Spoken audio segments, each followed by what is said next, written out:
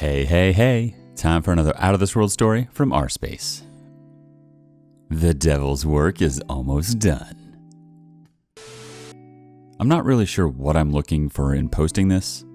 Tomorrow is my mediation day and I'm a little numb and restless.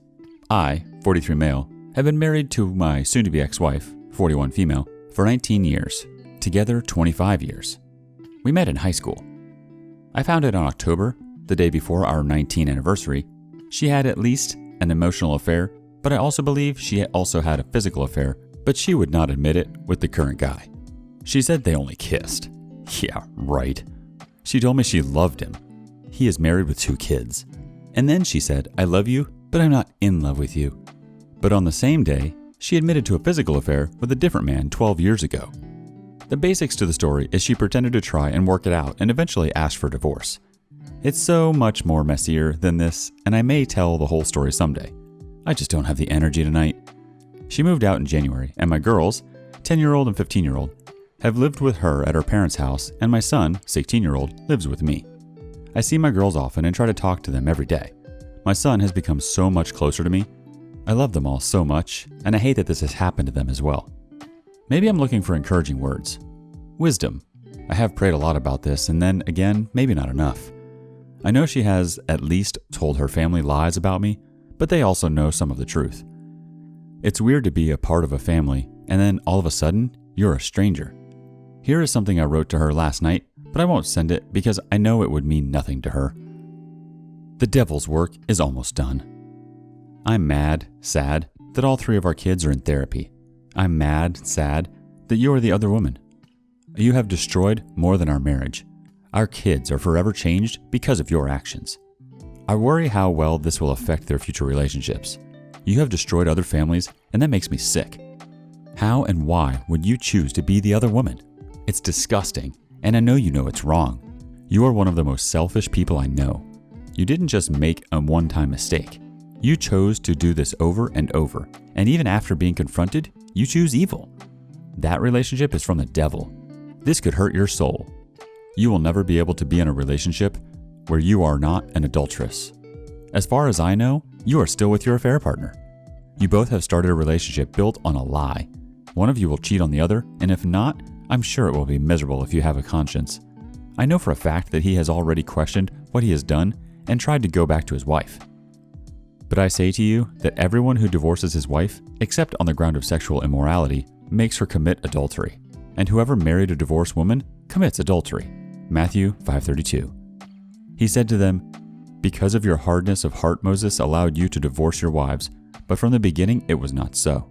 And I say to you, whoever divorces his wife, except for sexual immorality, and marries another, commits adultery. Matthew 19:8-9. You lied for so long it is hard to tell what was ever true. Is this who you were all along, and I didn't know it, or did you change? I do believe you did me a favor forcing the divorce. You made the statement that maybe you don't deserve me. Maybe that is true, but if you didn't force this, I would have kept trying to love you and save our marriage. How do you not feel remorse or shame or guilt? How do you sleep at night knowing what evil you have done? You said at one point you were praying and talking to God, but if there is no change, is there really any sorrow or repentance? I know that it is between you and God, but it is one more thing I don't understand. How do you sit in church and not feel guilt or shame?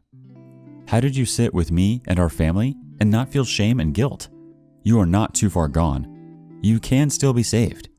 I don't mean we can have a relationship, especially now, but you can repent and return to God. I believe that would mean putting away that selfish person you have become. I have said in the past you are a good mother. I believe I lied to you. A good mother would not have done this to her family. You are a selfish person who just loves herself. Maybe you care about the children, but because of how it makes you look to the world. I know how much you care about your image. As for me, I have tried hating you, but it does no good. I really could have come after you. I mean your career. You always cared about that more. But I decided that time will take care of everything. I don't need to hurt you because you are broken. I'm sure there has to be a lot of pain to do things you have done. In some ways, I pity you. I'm saying my last goodbyes and releasing you. Our first reaction comes from Bandsaw Bill. Hang in there. Stay strong for you and your children. It's going to be a long, tough ride, but you will get through this and so will your kids. I wouldn't bother sending what you have written. And, to be brutally honest, at this stage, I wouldn't bother trying to appeal to her better nature. She is in the fog. She is oblivious to the pain and heartache she is causing others by her actions, and she feels justified in pursuing happiness in the bed of another man. Unfortunately, cheaters do it this way. Rather than call an end to one relationship before embarking on another, they prefer to sneak around and lie instead of just calling it a draw in their marriage. At first, I tried to beg, plead, and reason with my wife. She couldn't care less. The woman I married was a stranger to me, saying brutally hurtful things, lying to me, lying to others about me, all to make herself feel better and tried to justify her actions to herself. Eventually, I sought advice and help, and I performed the 180. I made myself less available, cared less about what she said or did. Well, I gave the appearance that I cared less. I basically stopped behaving like she was my wife, and more like she was a lodger in the house. I also didn't hide the fact that she was cheating. It wasn't my dirty secret to keep, and the shame wasn't mine to bear. And to be fair, she had been lying about me to all of her family and friends, so I stopped caring about her image. The 180 worked well, because over time, I actually did start caring less, and did start making time for myself and caring for myself, and my wife's affair broke down. I like to think that I helped speed up that process by phoning her affair partner and telling him that he can have her. By this point, I simply didn't care enough to worry about her. Personally, I think I took too long to seek help. I didn't know where to turn and I was so ashamed and embarrassed and hurt. As a result of seeing the woman I loved treat me and my children so badly, I now have no time for love and romance. I have been left a very bitter old man and could never imagine giving my heart and soul to another person, as I have been to the bottom of a very dark place and the scars will never heal, and even now the pain is raw. The OP responds, "I'm sorry you went through this too. I did the same thing this time. I did the pick me dance. I tried to reason with her. I called the affair partner and told her to back off and has her delete him from everything. I set up marriage counseling and individual counseling. Looking back, was I dumb? Or at least I feel that way. I know I can sleep with a clear conscience at night. Thank you for your kind words. Maybe with time and healing you can find love again. I do have one friend who went through this and he was done with women. We started hanging out and the right woman under his conditions came along. It took 5 years to get there, but he is happy. I wish you the best."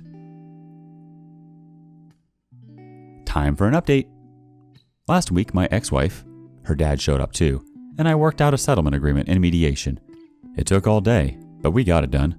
Basically, since we all agreed it's over, only one party has to prove it up to the judge. I was nice that day and let the girl stay with her because she had family that came into town.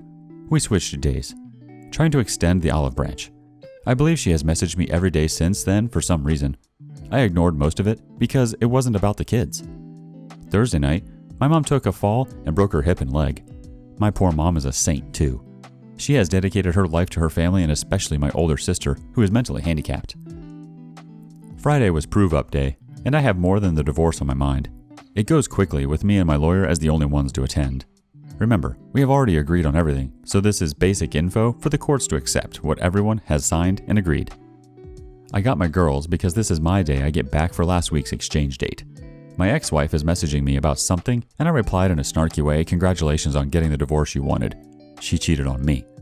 She messaged back and said she hasn't seen any paperwork, so hold off. I told her I went before the judge today, so as of June 11th, 2021, we are divorced. Her messaging stops.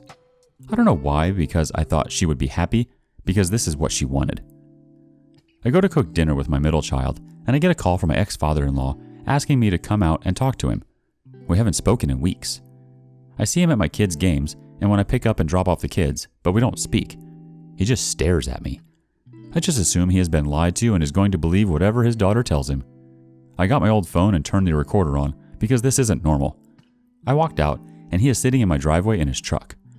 I walked around to the driver's side, and he doesn't get out. He just has his window rolled down. He said, "How do you go before the judge without her?" I said, "David, this isn't about you." He was there last week under my protest too. I didn't marry you, and I'm not divorcing you, so I'm not having this conversation with you. I should have gone inside at this point. If she wants to talk, I'll do it with her, but stay out of this. He said, "You will tell me." I pointed my finger at him to make my point that much cleaner, and he swatted at me and he said, "Don't you point at me." It's my house and I'll point wherever I want. I know this is a dumb argument. I told him his daughter is an adulterous woman who has been sleeping with a married man. He called me a liar. I said she has slept with more than one married man and destroyed families. He acted surprised at first and then asked, how would I know? I said I've seen the bills and records. Plus, I talked to the cheater's ex-wife. He goes to the point that he doesn't care about the cheating. Says I spent all the money. She got thousands of dollars just today. And he would have cheated too if he had to live with me. He said he knows everything. I said I guess not if you don't know about her having affairs with married men. His other 2 daughters have done the same. I asked how it felt raising 3 adulteresses. That his enabling is part of the problem. What would his own dad think? His dad is a very righteous man. He raised beep. Okay, I was really mad, but maybe I crossed a line. He reaches out and punched me in the arm. I defend myself and hit back. I tell him to stop. I don't want to fight this old man. He starts yelling about the judge again. I explained the process and he is still mad, saying their attorney didn't tell them anything. Not my fault. He starts saying I'm crazy and my son, his grandson, will be just like me. I said he will be a good man and I hope he doesn't marry a beep. He backs out and keeps saying this isn't over. He revs his engine and I think he's about to run over me. I move near our solid in-ground basketball pole. I don't know how much this will stop it, but it's all I had. Thank goodness he finally leaves. I call the cops and they take a report, but I decided not to press charges right now. I have 2 years to act on it. The police went and spoke to my ex and her sister. She is crazy too. She could be her own post. Her dad happened to not be home at the time. The sister actually came to my house while I was talking to the police. I finally came back inside and my girls are waiting on me. I had to fill them in a little because I believe one of them saw the police. It was almost 10, so they decided to go to bed. Kinda sad way to end the day. Gave hugs and told them I love them and I will keep them safe. I'm not sure what "this is not over" really means, but I guess he, ex-father-in-law, has something planned. Who knows what he is thinking? Hope this craziness made sense. I'll keep hoping things will get better from here. Our first reaction comes from the Mockingbird. Press charges. He has a vendetta against you, and the man's irrational. If you want to play peacemaker, you could reach out to your ex and have her keep her dad in control. But given the context, I doubt it'd do much. Press charges and cover your back.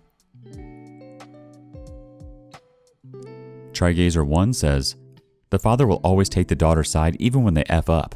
Only the good ones will disown their daughter when they find out when they've cheated. My ex's father would have been like that too, always on her side regardless of anything.